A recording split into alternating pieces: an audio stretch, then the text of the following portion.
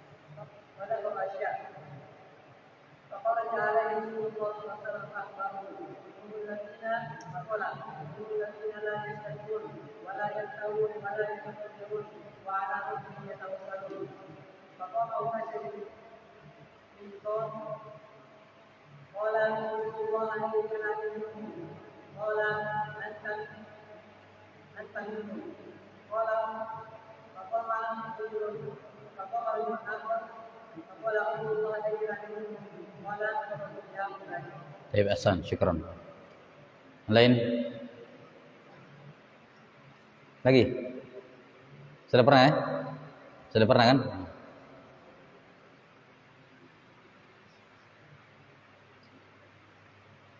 Abu Khalid, santri kenapa belum mana kita tauhidnya semua?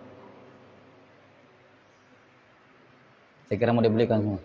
Disiapkan maksudnya. Baik. Ada alasan tidak menghafal ini karena tidak ada bukunya. Kalau sudah ada bukunya, tidak ada lagi alasan tidak menghafal. Baik. Satu lagi.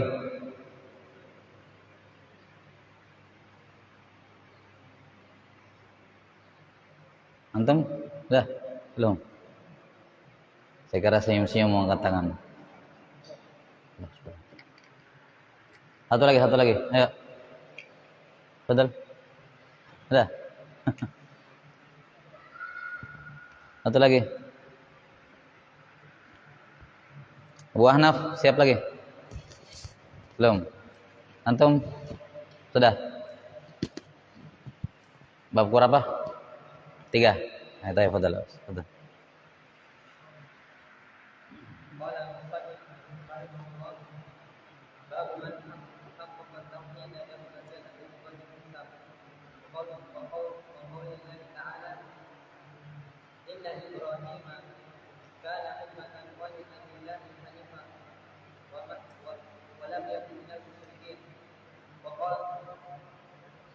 والذين هم بربهم لا يشركون. عن حسين بن عبد الرحمن قال: كنت عند سعيد بن جبير فقال: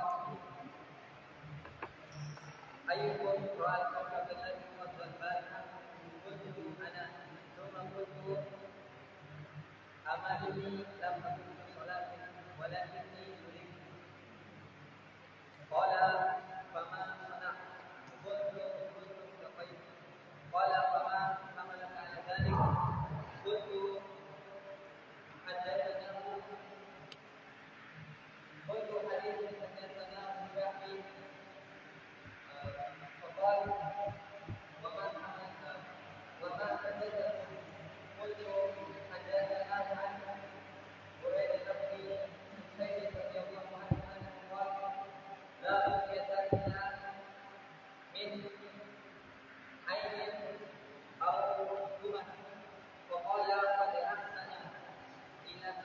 أحسن فمثلها إلى ما سمع ولكن حدثنا نفسه عباس رضي الله عنهما فقال أن النبي صلى الله عليه وسلم قال وردت علي الإمام فرأيت النبي ومعه الرجل والنبي ومعه الرجل والرجلان والنبي ومعه ليس معه أحد إذ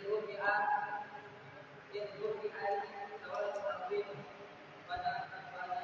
فرأيت إذ رفع سواد عظيم فنظر أنه من أمتي فقيل لي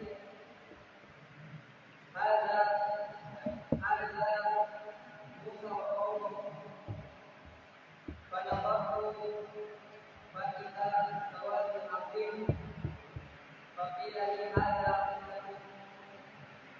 ومعه سبعون ألفا ومعه سبعون ألفا يدخلون الجنة بغير حساب ولا عذاب ثم نهض ودخل منزلا فقال الناس في ذلك فقال بعضهم فلعلهم الذين قالوا رسول صلى الله عليه وسلم وقال بعضهم فلعلهم الذين يشركوا بالاسلام ولم يشركوا بالله شيئا فخرج عليهم رسول الله صلى الله عليه وسلم فأخبروه هم الذين لا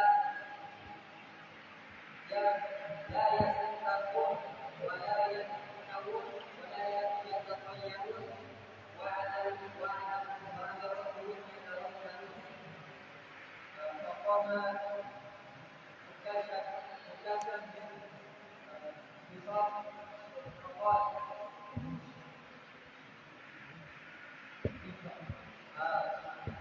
فقام مكاشف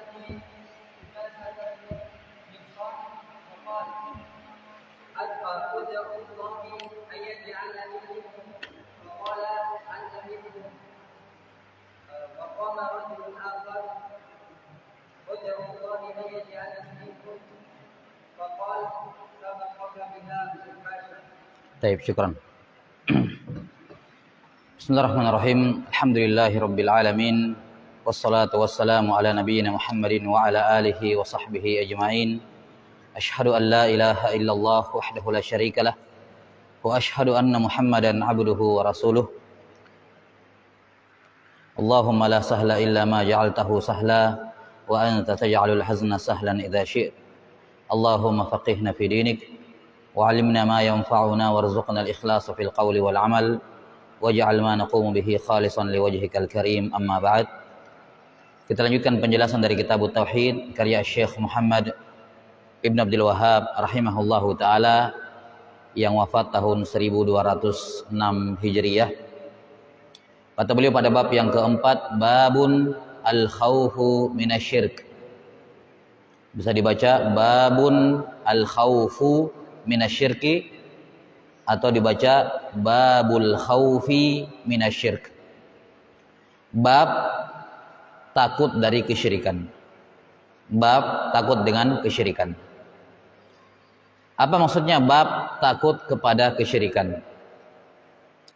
Nah, kalau kita lihat hadis-hadis yang beliau bawakan, dalil-dalil yang beliau bawakan rahimahullah dalam bab ini, nampak sekali bahwa beliau ingin menunjukkan bahayanya itu syirik. Ngerinya itu syirik. Ya. Sangat berbahayanya kesyirikan. Sehingga kalau seorang tahu bagaimana bahayanya kesyirikan, maka dia akan takut kepada kesyirikan. Ya. Maka maksud penulis rahimahullahu ta'ala membuat bab ini, ya, babul khawfi minasyirk, yakni bab wujubil khawfi minasyirk, bab wajibnya takut kepada kesyirikan. Bab ini dibuat oleh penulis rahimahullahu ta'ala untuk menegaskan berbahayanya kesyirikan, betapa berbahayanya yang namanya kesyirikan, dan itu mengharuskan kita wajib takut kepada syirik. Bukan sunnah, bukan disunnahkan takut kepada syirik, bukan dianjurkan takut kepada syirik, tapi wajib hukumnya takut kepada kesyirikan. Haram kalau seorang tidak takut kepada syirik. Haram hukumnya kalau seorang tidak takut kepada kesyirikan. Jelas sampai sini?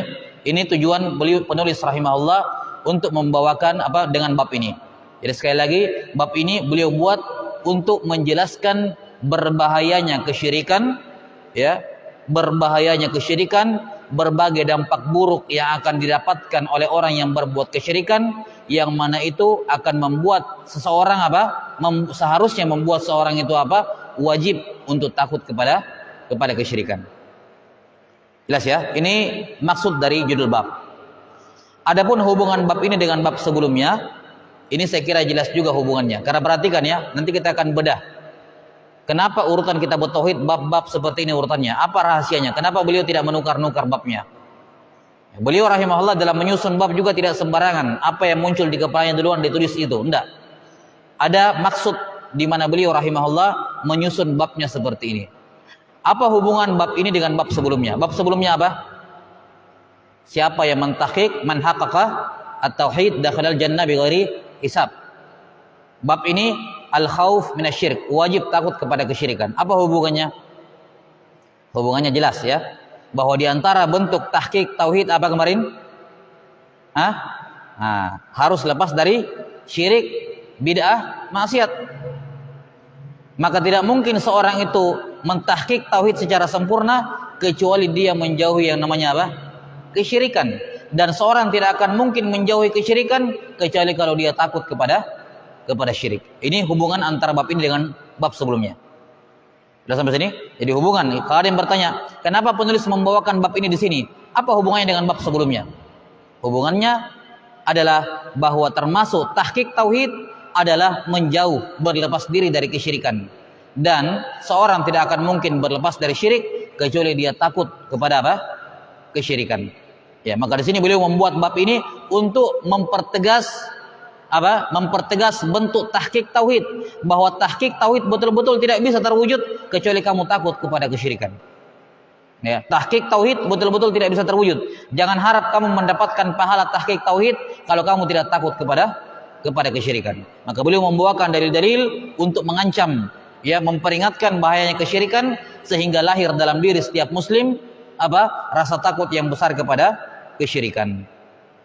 Baik, kata beliau rahimahullah, bab al-khaufu minasyirik, takut kepada syirik. Apa itu syirik? Syirik memiliki dua makna. Ada makna am, makna umum, dan ada makna khas, makna khusus.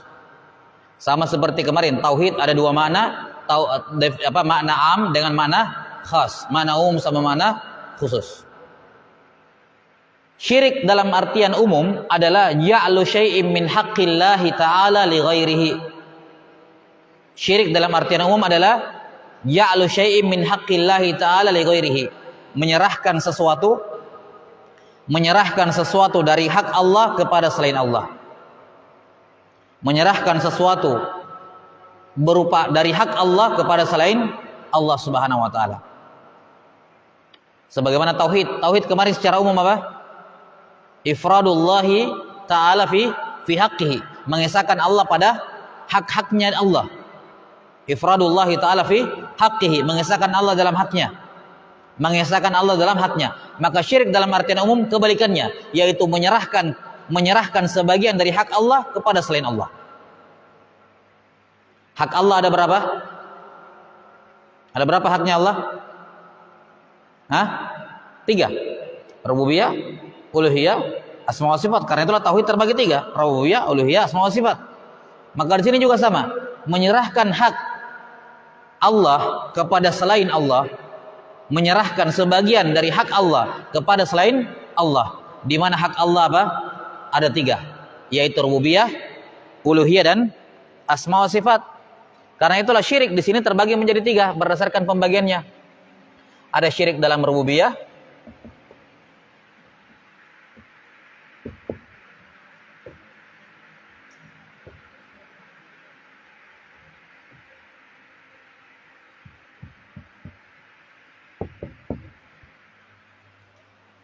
karena itulah kesyirikan terbagi menjadi 3, rububiyah, syirik dalam rububiyah, syirik dalam uluhiyah, dan syirik dalam asma wa sifat.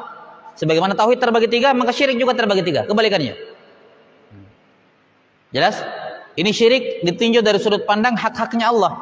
Karena hak Allah ada 3, berarti tauhid kepada Allah ada 3, syirik kepada Allah juga ada 3.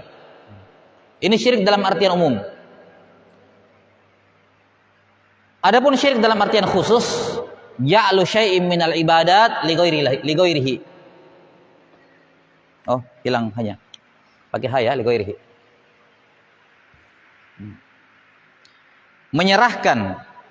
Menyerahkan sesuatu dari ibadah kepada selain Allah Subhanahu wa taala. Menyerahkan sesuatu dari ibadah kepada selain Allah. Jadi syirik dalam artian khusus difokuskan ke masalah syirik dalam ibadah. Syirik dalam apa? Uluhiyah. Menyerahkan sesuatu berupa ibadah kepada selain Allah Subhanahu wa taala.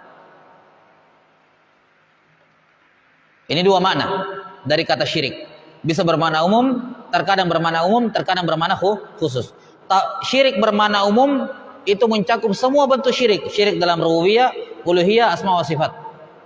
Sementara syirik dalam makna khusus hanya fokus pada tauhid uluhiyah. Pada apa? Syirik dalam uluhiyah, yakni menyerahkan ibadah kepada selain Allah Subhanahu wa taala. Jelas? Nah, sekarang penulis rahimahullah berkata, babul khaufi minasyirk, bab takut dari kesyirikan. Syirik mana yang diinginkan di sini? Syirik mana umum atau syirik mana khusus? Iya. Syirik mana umum, syirik mana khusus? Yang mana yang diinginkan di sini oleh penulis? Mana umum atau mana khusus? Hah? Hah? Umum atau khusus? Kalau sebelumnya kitabut tauhid, tauhid di situ mana umum atau mana khusus? Hah? Mana apa itu? Umum. Bab fadlut tauhid wa ma yukafir minadz dzunub, tauhid apa di situ? Umum khusus. Iya. Itu kalau untuk kita baca bukunya orang, kita harus tahu ini orang maunya apa dari kalimat ini. Kalau beliau menginginkan makna umum, terus antum menafsirkan dengan makna khusus, antum berarti mengurangi makna kandungan ucapan yang maunya penulis. Tapi kalau beliau maunya makna khusus, terus antum tafsirkan dengan tafsiran umum, berarti antum terlalu luas penjelasannya, bukan yang diinginkan oleh penulis. Jelas sampai sini? Ini penting dalam membaca buku itu bukan cuma kita jadi membaca buku bukan sesuai maunya kita, maunya penulis. Dia maunya apa ini dengan kata-katanya? Karena ketika dia menulis, di benak dia itu ada yang diinginkan. Saya menulis ini. Nah, itu yang kita mau cari tahu. Begitu caranya mempelajari kitab. Nah, sama sini? Fahmul kitab seperti itu caranya. Jadi bukan sekedar dibaca kemudian dijelaskan panjang lebar kemana-mana. Bukan begitu cara mempelajari kitab. Tapi yang paling pertama kita harus tahu maunya penulis apa. Nah, kita sudah sebutkan di awal, semua kata tauhid dalam kitab tauhid maknanya makna khusus, bukan makna umum. Karena ini hanya membahas tauhid apa? Uluhiyah, tidak membahas rububiyah, tidak membahas asma wa sifat. Berarti tauhid apa? Makna khusus. Kitab tauhid, tauhid di sini makna khusus. Bab fadlit tauhid wa ma yukafir minadz dzunub, tauhid di sini makna khusus, bukan makna umum. Jangan ditafsirkan dengan makna umum. Karena itu terlalu luas dari maksudnya penulis. Jelas? Man haqqaqat tauhid, yakni tauhid dalam artian apa? Khusus. Nah, sekarang di sini bab al-khauf minasyirik.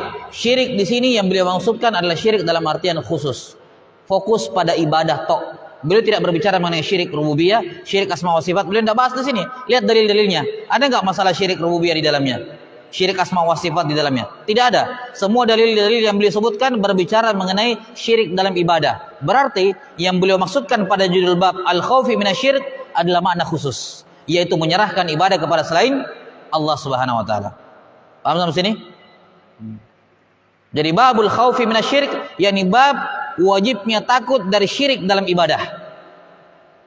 Ya. Yani wajib takut dari semua syirik, betul. Betul, kita wajib takut dari semua syirik. Cuman yang kita bicarakan yang dimaui penulis apa di sini? Jelas sampai sini? Yang beliau maui di sini adalah apa? Syirik dalam uluhiyah, syirik dalam ibadah. Wajib takut dari syirik dalam ibadah. Baik. Jadi sekali lagi kata beliau rahimahullah, babul khaufi minasyirik, syirik yang dimaksud di sini adalah syirik dalam artian khusus, yakni bab wajibnya takut kepada kesyirikan dalam ibadah. Ya, wajib takut ya kepada apa? Kesyirikan dalam ibadah. Taib. Kemudian syirik itu ada macam-macam bentuknya. Syirik dalam ibadah ada macam-macam bentuknya. Ada macam-macam pembagiannya. Kalau dari sudut pandang wujudnya, maka syirik dalam ibadah terbagi 3. Syirik qauli, syirik fi'li, syirik i'tiqadi. Ini dari macam-macam bentuknya. Syirik dalam ibadah dari sudut pandang wujudnya, bentuknya terbagi jadi 3. Ada syirik yang berupa ucapan, ada syirik yang berupa perbuatan, ada syirik yang berupa keyakinan. Contoh syirik dalam ibadah yang berupa ucapan.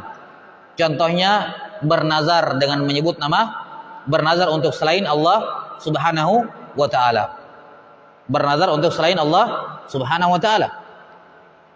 Apalagi bersumpah dengan selain nama Allah menurut pendapat jumhur ulama. Menurut pendapat jumhur ulama, bersumpah dengan selain nama Allah syirik asghar, syirik. Jelas sampai sini? Apalagi syirik dalam berupa ucapan. Ketika orang-orang Nasrani mengatakan Allah itu 1 dari 3, Allahu salisu salasa. Ini syirik dalam ucapan. Syirik dalam ibadah berupa apa? Ucapan. Ada juga syirik dalam ibadah berupa fi'li, perbuatan, seperti menyembelih kepada selain Allah, salat untuk selain Allah, ya kan? Berkurban untuk selain Allah, menuntut ilmu, berjihad untuk selain Allah. Ini syirik dalam apa? Dalam perbuatan. Ada juga syirik i'tiqadi, keyakinan. Syirik dalam ibadah yang berupa keyakinan, seperti takut kepada selain Allah, tawakal kepada selain Allah, mencintai cinta kepada selain Allah Subhanahu wa taala dengan cinta ibadah. Jadi syirik dalam ibadah dari sudut pandang bentuk-bentuknya ada 3. Ada yang berupa ucapan, ada yang berupa perbuatan, ada berupa apa? Keyakinan. Kemudian syirik dari kacamata hukumnya. Syirik dari sudut pandang hukumnya terbagi jadi 2. Ada syirik akbar dan ada syirik asghar. Ada syirik akbar, ada syirik asghar.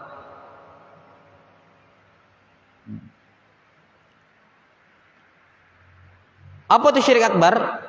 Syirik akbar itu adalah menyerahkan. Ini syirik akbar dalam ibadah ya, yang kita bahas. Dalam ibadah kita tidak meluas ke rububiyah sama ke asma wa sifat. Itu lain sendiri.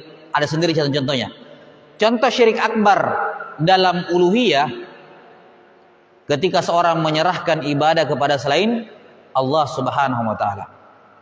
Menyerahkan ibadah kepada selain Allah Subhanahu wa taala, ya, ini syirik akbar. Nah, di mana syirik akbar itu hukumnya apa? Mengeluarkan pelakunya dari Islam. Karena syirik akbar itu menghabiskan akar keimanan. Habis imannya sampai ke akar-akarnya.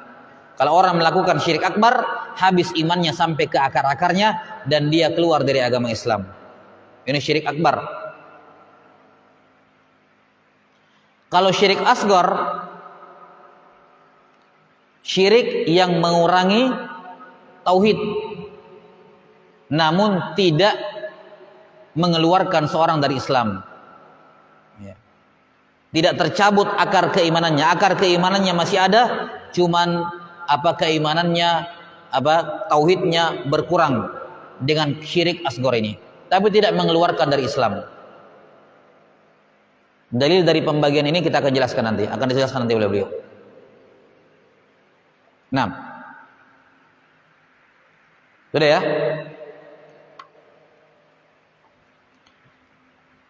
Taib. Nah, sekarang masalahnya. Sekarang kita sudah tahu syirik akbar itu adalah syirik yang mengeluarkan dari Islam, membatalkan keislaman, menyebabkan pelakunya keluar dari Islam. Ya. Sementara syirik asghar apa? Tidak mengeluarkan seorang dari al-Islam. Berkurang tauhidnya, tapi akar tauhidnya masih ada. Dia masih seorang muslim, ya, walaupun dia melakukan syirik asghar. Sekarang apa perbedaannya syirik akbar dengan syirik asghar? Dari sisi definisinya. Dari mana kita tahu ini perbuatan akbar, syirik akbar, ini perbuatan syirik asghar? Dari mana kita tahu? Kalau itu tadi kan hukumnya. Syirik akbar hukumnya mengeluarkan dari Islam, syirik asghar hukumnya tidak mengeluarkan dari Islam. Sekarang kalau ada orang yang melakukan perbuatan syirik, dari mana kita tahu itu syirik akbar atau syirik asghar? Paham sampai sini? Ini perkara yang penting karena masih banyak orang itu pukul rata semuanya. Pokoknya semua syirik akbar semuanya. Ya. Atau ada syirik, ini syirik asghar. Atau dia tidak bisa bedakan ini akbar, ini asghar, tidak bisa dibedakan. Akhirnya apa? Mengkafirkan orang. Mungkin perbuatannya di syirik, tapi syiriknya syirik asghar toh. Tapi karena dia tidak tahu itu syirik akbar, dia bilang syirik akbar semua. Jelas sampai sini? Akhirnya mengkafirkan orang.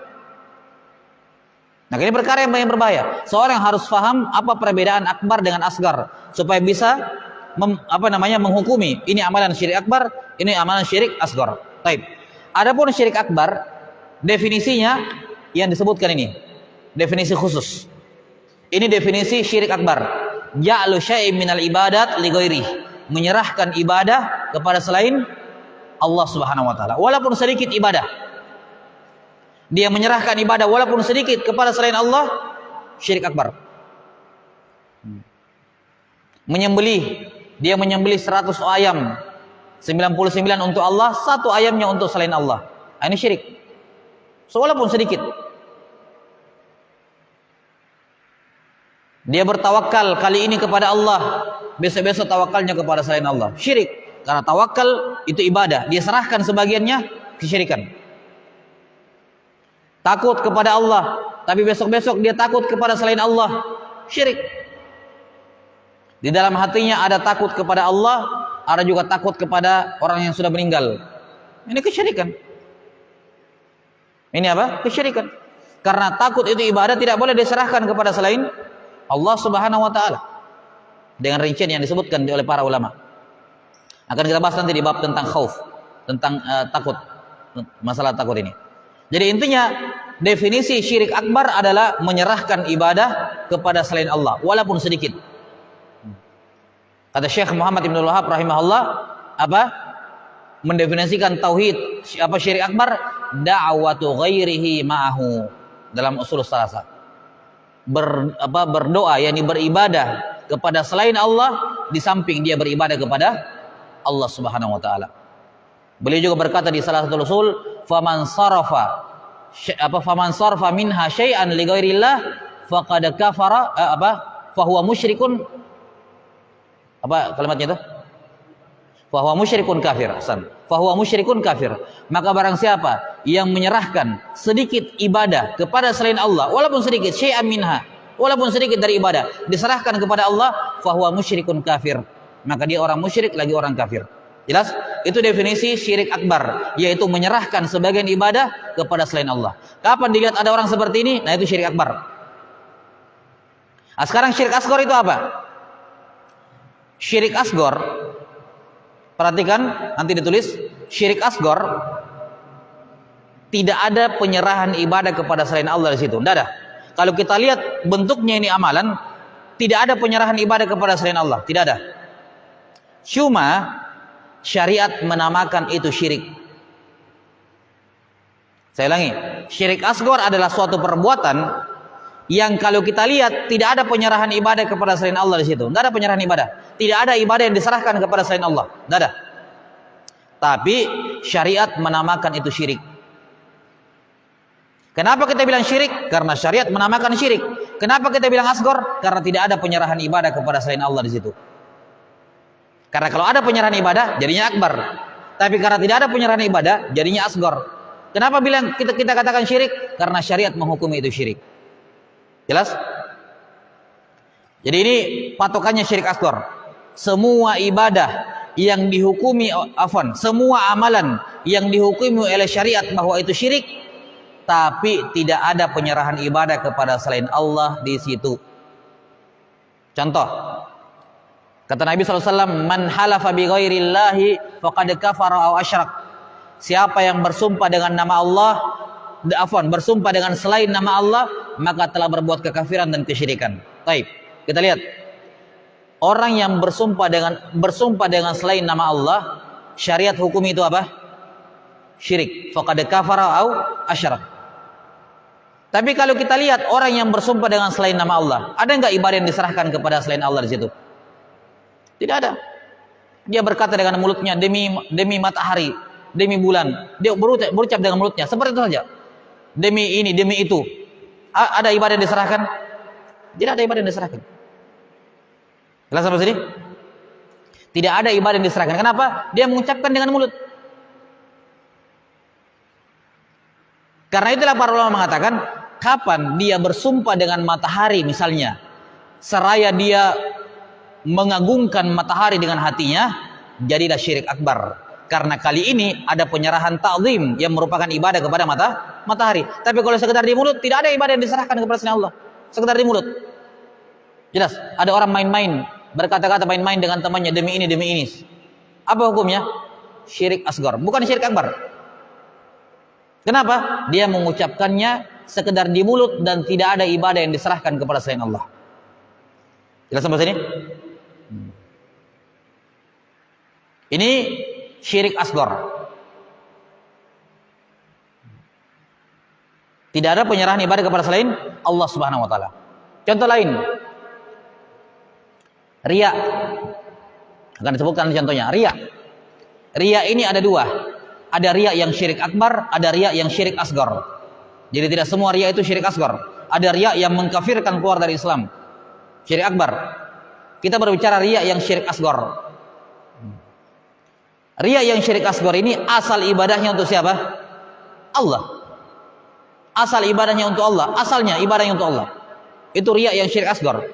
Asalnya untuk Allah Subhanahu wa taala semuanya. Pertanyaannya, apakah ada solat yang diserahkan kepada selain Allah?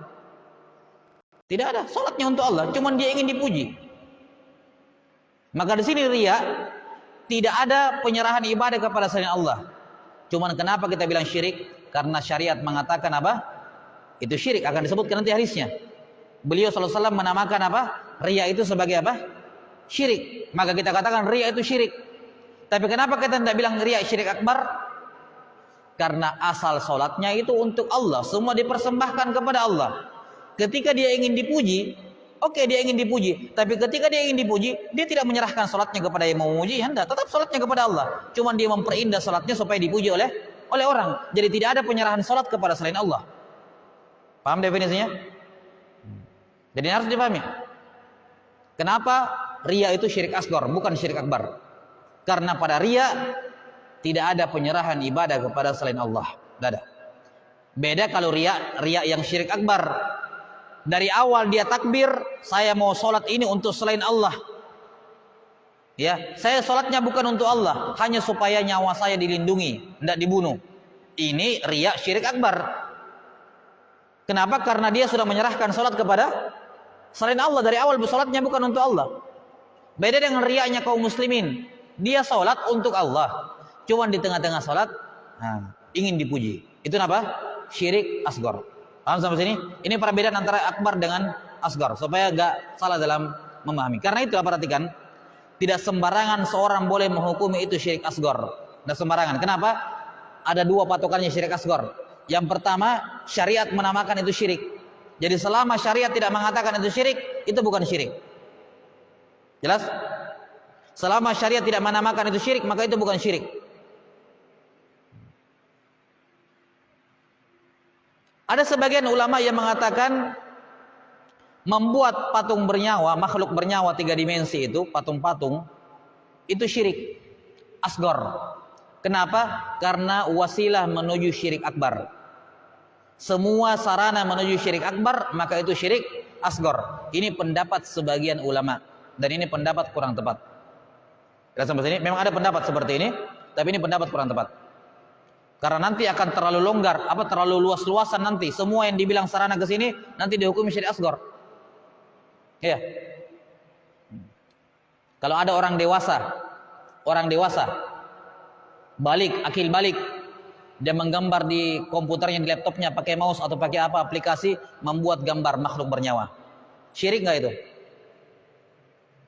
Bikin komik misalnya, ya, gambar-gambar kartun di komputernya. Apakah syirik? Menurut pendapat yang kedua itu syirik asghar, karena semua pembuatan gambar makhluk bernyawa yang 3 dimensi wasilah kepada syirik akbar. Menurut pendapat yang kedua. Tapi menurut pendapat yang kita sebutkan pertama kali itu bukan syirik, itu dosa, tapi bukan syirik. Kenapa? Karena tidak ada dalil yang menyatakan membuat makhluk bernyawa syirik. Gak ada nas dari syariat. Maka tidak boleh kita sembarangan mengatakan itu syirik selama tidak ada nas dari syariat. Walaupun ia bisa mengantarkan kepada syirik akbar, tapi selama syariat tidak mengatakan itu syirik, tidak boleh kita mengatakan itu syirik. Ya, sampai sini. Jadi pendapat yang paling benar dalam masalah definisi syirik asghar adalah semua amalan yang syariat menamakan itu syirik, namun tidak ada penyerahan ibadah kepada selain Allah Subhanahu wa taala. Paham? Iya, wallahu taala alam bisawab.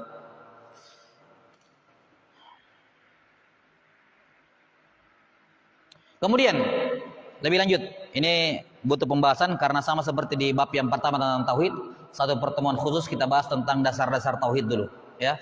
Di sini kita akan bahas dasar-dasar kesyirikan. Mungkin belum masuk ke bab ini, kita lihat dulu.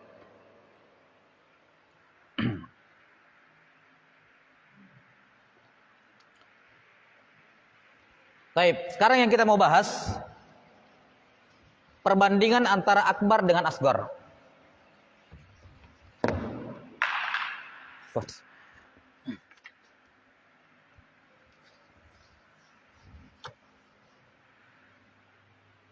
Perbandingan antara syirik akbar dengan syirik asghar. Tolong dulu ini. Jadi sekarang kita sudah tahu syirik ada yang akbar, ada yang asghar. Ya. Syirik ada yang akbar, ada yang asghar. Pernah jelas ya? Pernah jelas? Ini aja kali itu. Baik. Sekarang kita mau bahas perbandingannya syirik akbar dengan syirik asghar. Apa persamaannya dan apa perbedaannya? Supaya dipahami, ya, dengan semua konsekuensinya. Apa persamaan syirik akbar dengan syirik asghar dan apa perbedaannya? Kita mulai dari persamaan dulu. Persamaan yang pertama syirik akbar dengan syirik asghar. Apa persamaan yang pertama? Apa persamaan yang pertama akbar dengan asghar?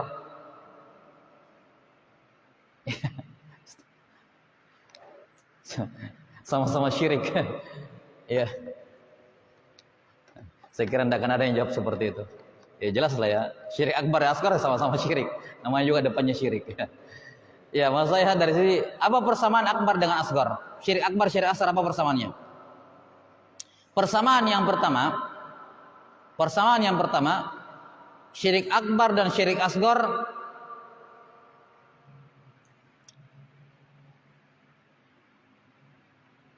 sama-sama membatalkan ibadah yang sementara dikerjakan, yang sedang dikerjakan.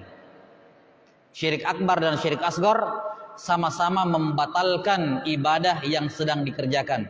Ada orang beribadah syirik asghar, batal ibadah yang dikerjakan. Ada orang beribadah syirik akbar di dalamnya, batal ibadah yang dikerjakan. Ini persamaan yang pertama. Syirik akbar, syirik asghar sama-sama membatalkan ibadah yang sedang dikerjakan. Persamaan yang kedua,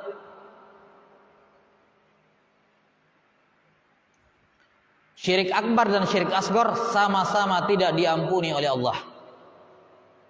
Yani kalau meninggal dalam keadaan belum bertaubat, maka akbar maupun asghar sama-sama tidak diampuni oleh Allah. Ini berdasarkan pendapat yang paling kuat di kalangan ulama. Ada khilaf di kalangan ulama ya. Ada khilaf.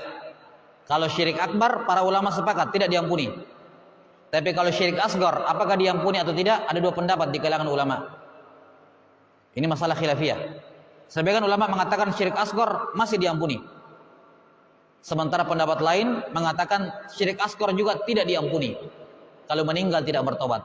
Dan ini pendapat yang paling kuat dari dua pendapat di kalangan ulama, bahwa syirik akbar dan syirik asghar tidak diampuni dua-duanya, yakni kalau meninggal tidak bertaubat. Tapi kalau bertobat sebelum meninggal, ya biar syirik akbar diampuni. Sudah sampai sini? Maka jangan dipahami syirik akbar tidak diampuni, yakni biar taubat tidak diterima. Bukan. Ya. Kalau orang taubat, biar syirik akbar diterima oleh Allah, diampuni oleh Allah. Kalau orang taubat, apalagi cuma syirik asgar. Jelas ya? Jadi jangan dipahami ketika dikatakan Allah tidak mengampuni dosa syirik akbar, yakni biar taubat tidak diterima. Enggak. Kalau orang taubat, siapapun yang bertaubat Allah menerima taubatnya, walaupun dia taubat dari syirik akbar, akan diampuni oleh Allah. Baik, ini persamaan yang keberapa? Persamaan yang kedua. Sama-sama apa? Nah, sama-sama apa? Tidak diampuni oleh Allah Subhanahu Wa Taala. Tapi ini dua persamaan mendasar. Tentunya kalau kita mau cari persamaan-persamaan lain banyak, tapi kan ini perkara yang mendasar berkenaan dengan hukum. Azan dulu deh, baru kita lanjut perbedaan. Fadal, azan.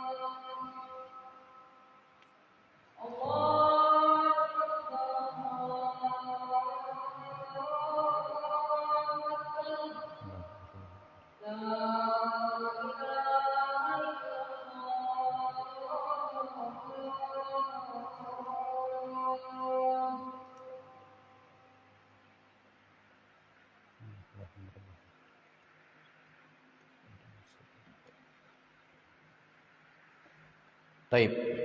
Sekarang perbedaan antara syirik akbar dengan syirik asgar.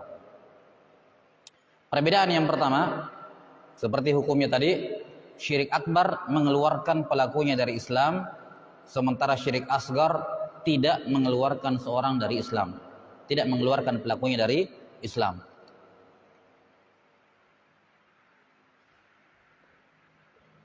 Perbedaan yang pertama, syirik akbar mengeluarkan pelakunya dari Islam, sementara syirik asgar tidak mengeluarkan pelakunya dari al-Islam.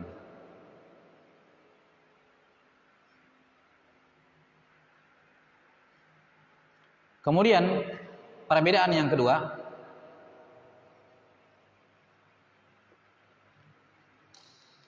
syirik akbar menghapuskan semua amal soleh yang terdahulu. Menghapuskan semua amal soleh yang terdahulu. Sementara syirik asgar tidak. Yang dihapus hanya amalan yang sedang dikerjakan saja, yang kita sudah sebutkan tadi. Syirik akbar menghapuskan semua amalan yang terdahulu, yakni menghapuskan amalan yang sedang dikerjakan dan semua amal soleh yang terdahulu. Sementara syirik asgar hanya menghapuskan amalan yang sedang dikerjakan saja, tidak menghapuskan semua amalan yang terdahulu. Ini perbedaan yang kedua.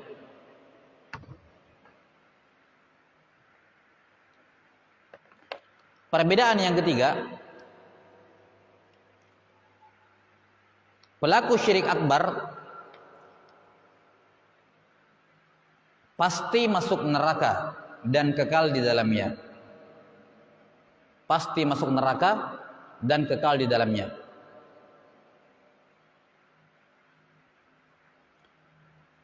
Sementara pelaku syirik asgar belum tentu masuk neraka.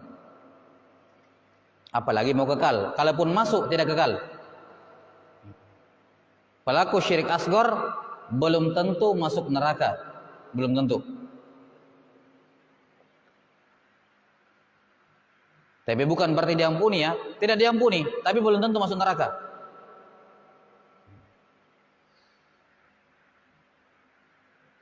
Kalaupun masuk, tidak kekal. Jadi pelaku syirik asgar belum tentu masuk neraka. Tapi kalaupun masuk, tidak kekal. Jelas? Ini berapa? 3 ya? 3? Atau 4? 3 perbedaan. 3 perbedaan antara syirik akbar dengan syirik asgar.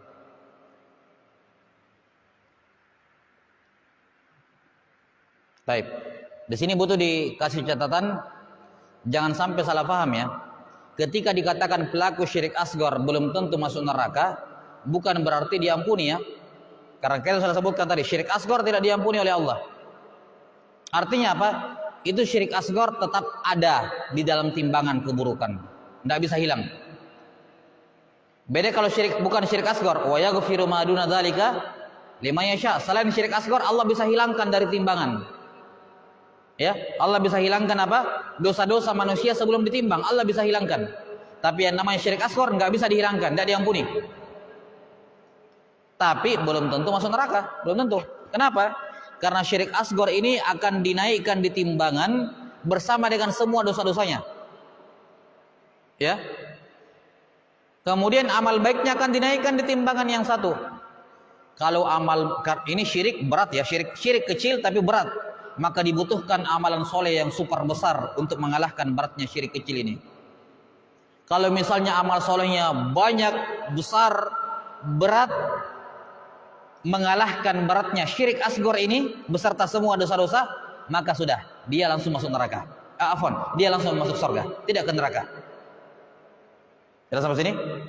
Tapi kalau amal solehnya banyak, tapi di sini ada syirik asgar plus dosa-dosa yang lain, yang mana beratnya kebaikan amal solehnya tidak bisa mengalahkan beratnya syirik asgar ini, maka dia akan ke neraka. Cuma tidak kekal. Jelas ya? Maka tidak ada konsekuensi ketika kita katakan syirik asgar tidak diampuni, bukan berarti pasti masuk neraka. Enggak, belum tentu masuk neraka. Jelas sampai sini? Cuman itu tidak akan hilang dari timbangan, tidak akan hilang. Tidak akan diampuni oleh Allah. Maka dia tetap ada di timbangan. Tetap ada dalam catatan dosa-dosanya, tidak hilang. Adapun masalah dia masuk neraka atau tidak, ya tinggal di timbangan. Yang mana lebih berat? Apakah amal baiknya atau dosa-dosanya termasuk syirik kecil di dalamnya? Kalau amal baiknya mengalahkan, lebih berat dibandingkan semua dosa-dosa plus syirik kecil di dalamnya, maka dia langsung masuk surga, tidak ke neraka.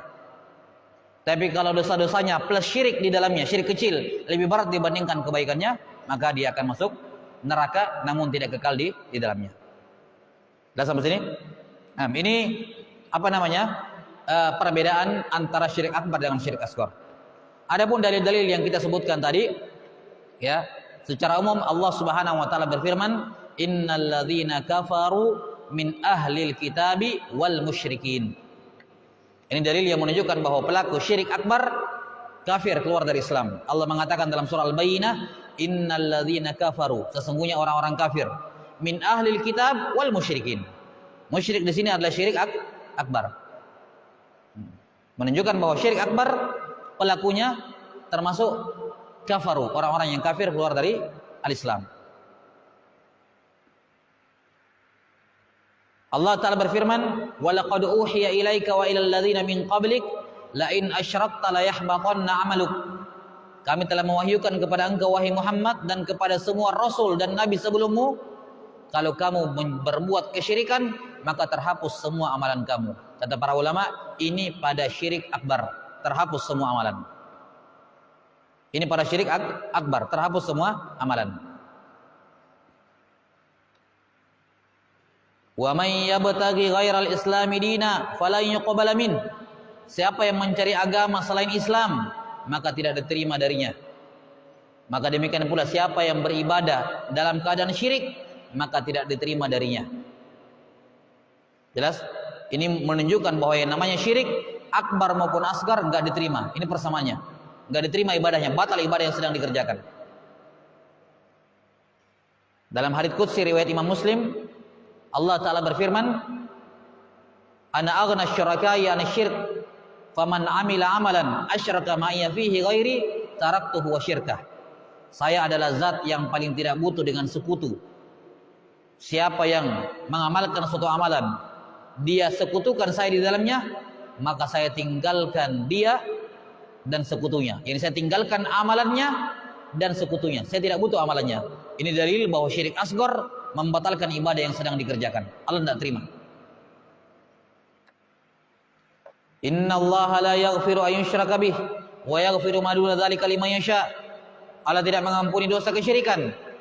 Kata para ulama, syirik di sini mencakup akbar dengan asgar, tidak diampuni.